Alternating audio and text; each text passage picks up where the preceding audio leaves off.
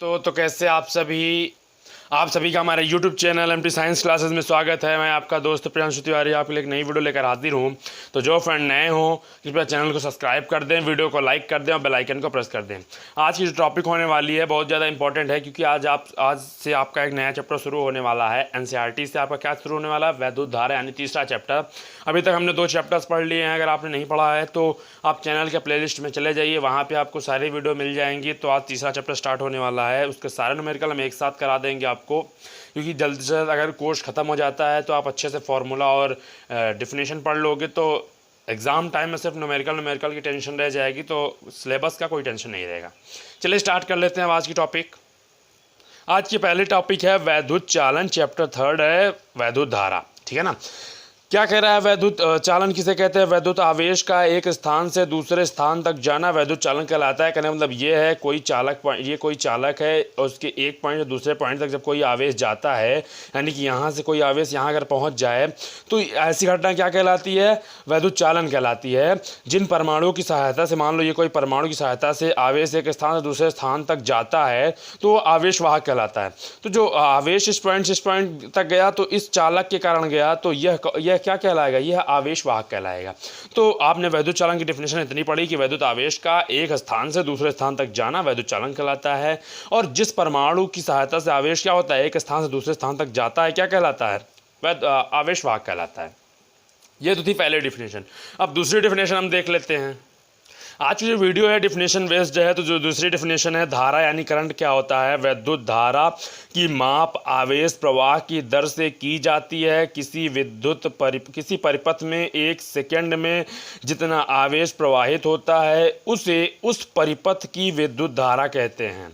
या तो आप छोटे शब्दों में क्या कह सकते हो? प्रति सेकंड आवेश प्रवाह की दर विद्युत धारा कहलाती है। कहने का मतलब ये है किसी भी चालक में आप जितने सेकंड में किसी भी सेकंड में जितना आवेश प्रवाहित करते हो वह उसकी क्या कहलाती है? धारा कहलाती है। ठीक है ना। मान लो ये कोई चालक पदार्थ है, इसमें आप 1 सेकंड में 5 कूलाम आवेश प्रवाहित कर रहे हो, तो इसकी धारा क्या होगी? आवेश प्रवाह के दर पर क्या करेगी? डिपेंड करेगी। ठीक है ना। तो आप क्या लिखोगे? माना किसी चालक में t सेकंड में q कूलाम आवेश प्रवाहित होता है, तो इकाई समय यानी एकांक समय में प्रवाहित आवेश को वैद्युत धारा कहते हैं। तो डिफिनेशन आपके सामने बहुत सारी हैं, आपको जो अच्छी लगे वो आप क्या कर सकते हो? पढ़ सकते हो। ठीक है ना। चलिए अब आगे इसका थोड़ा सा फॉर्मूला वगैरह निकाल लेते हैं। तो इसे प्रदर्शित किससे करते हैं? इसे कैपिटल आई या स्मॉल आई दोनों से प्रदर्शित करते हैं। आप दोनों याद रखिएगा। फिलहाल हम इसे कैपिटल आई से प्रदर्शित करते हैं। इसका सूत्र क्या होता है? Q/T या आई बराबर Q/T, और आपको Q बराबर NE पता है, तो N/T इतना भी आप लिख सकते हो। I बराबर NE/T भी लिख सकते हो और I बराबर Q/T भी लिख सकते हो। इसका SI मात्रा यानी इसको किस में मापते हैं? तो इसका एम्पियर में मापते हैं कि धारा का मात्रा क्या होता है? एम्पियर होता है। ठीक है ना। आज की जो सबसे बड़ी टॉपिक है वो ओम्स लॉ है, उसके बारे में चलिए अब चर्चा कर लेते हैं। ओम्स लॉ क्या होता है? ओम्स लॉ के अनुसार यदि किसी चालक की भौतिक अवस्था, यानी कि भौतिक अवस्था क्या, उसकी लंबाई, चौड़ाई, आयतन, क्षेत्रफल, ये सब में परिवर्तन ना हो तथा उस वस्तु के तापमान में भी परिवर्तन ना हो। तो कहने का मतलब ये है यदि किसी चालक की भौतिक अवस्था तथा तापमान में परिवर्तन ना हो तो चालक के सिरों में लगाया गया विभवांतर V तथा चालक में बहने वाली धारा का अनुपात नियतांक होता है, तो V प्रोपोर्शनल I। ठीक है ना। V प्रोपोर्शनल I, तो V बराबर RI, तो R is equal V/I। R is equal V/I। तो क्या कह रहा है? तो लगाया गया उसके सिरों के मध्य विभवांतर तथा चालक में बहने वाली धारा का अनुपात नियतांक होता है। ये इन दोनों का अनुपात क्या है? नियतांक है। इतना प्रूफ हो गया। ठीक है ना। अब इसके कुछ और टॉपिक्स जान लेते हैं। R क्या है? यहाँ पे R एक नियतांक है जिसे चालक का प्रतिरोध कहते हैं। R का SI मात्रक कैसे निकालोगे आप? R is equal V/I।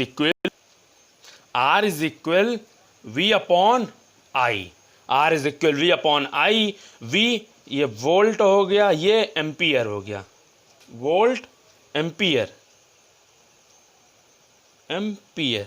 आप इतना भी लिख सकते हैं वोल्ट प्रति एम्पियर आर का मात्रक, या तो आर का मात्रक होता है ओम, ठीक है ना। इसको ओम, ये ओम का सिंबल होता है, हर जगह आर का मात्रक आप ओम लिखोगे, ठीक है ना। इतना लिख दिया। उसके बाद आप एक सबसे थर्ड टॉपिक क्या है, थर्ड मोस्ट टॉपिक क्या है, थर्ड मोस्ट इसकी जो नोट्स है वो है किसी चालक के लिए, किसी चालक के लिए, किसी चालक के लिए V और I का ग्राफ एक सीधी रेखा में प्राप्त होता है, एक सीधी रेखा में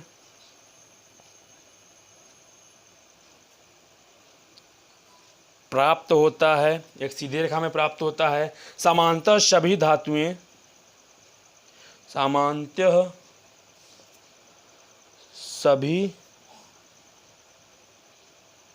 धातुएं स्थिर ताप पर ओम के नियम का पालन करती हैं, स्थिर ताप पर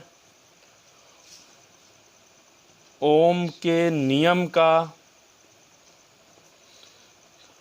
पालन करती हैं, ठीक है ना। अभी अब ओम के नियम के अनुसार आप क्या एक ग्राफ खींचोगे, किसके किसके मध्य, V और I के मध्य, ठीक है ना। V और I के मध्य हम एक ग्राफ खींच लेते हैं।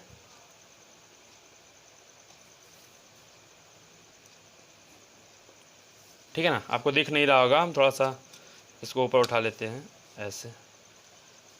मैं आशा करता हूँ आपको दिख रहा होगा। आप यहाँ एक क्वांटिटी ले लेंगे, एक यहाँ क्वांटिटी ले लेंगे, यहाँ पे I ले लेते हैं, यहाँ पे V ले लेते हैं।